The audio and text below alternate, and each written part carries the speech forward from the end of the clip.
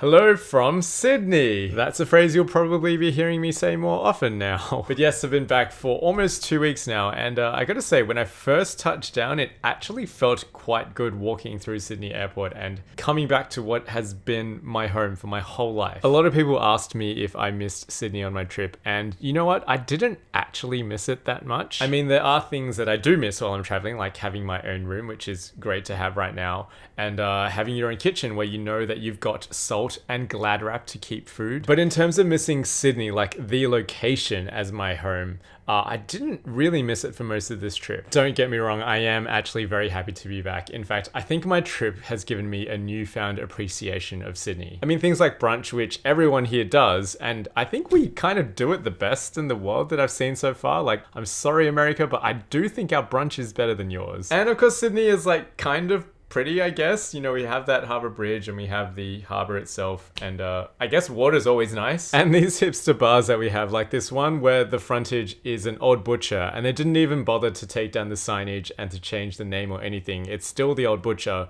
but you go inside and it's this like cool little bar. But that's not to say that everything here in Sydney is great. So I thought that we had escaped hot weather, and then we had a 43-degree day here, and I, for some reason, decided to go outside and check it out. But then we've also had like torrential rain, so yeah, the weather this February has been really weird. And I know that like overall our weather's pretty good. I mean, we never even see snow in winter. It doesn't even get near zero. But it also means that homes aren't as well insulated. So you come home on a winter day and it's usually as cold as it is inside as it would be outside. Whereas in places that do get super cold, they do smart things like make the walls not out of chiprock, and they double glaze their windows, which is really not a thing here. So despite Europe's winter being colder than ours here, I actually felt more comfortable there, because the moment you walk inside, it's so nice and toasty. And I also don't miss Sydney food prices. I mean, this food court pretty much didn't have anything for under $10 for lunch. But a very quick update on what I've actually been doing. Well, it's mostly been like unpacking all the stuff that I moved here before I went on my trip and trying to sort out what I want to keep and what I want to throw away. I think that everyone who travels for like a couple of months or more will come to a realization that you really don't need a lot of stuff to live. And so I'm going through this massive purge of a lot of my old stuff. So yeah, if you want some old DVDs, I know they're not going to sell for much, so I'm not going to bother trying, but if you want them for free,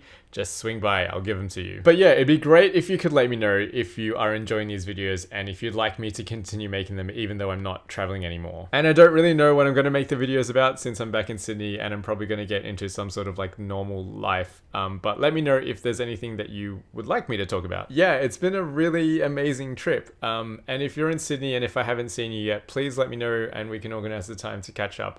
Or if you're overseas, I can Skype you, so we can organize the time for that as well. So until then, I will catch you later.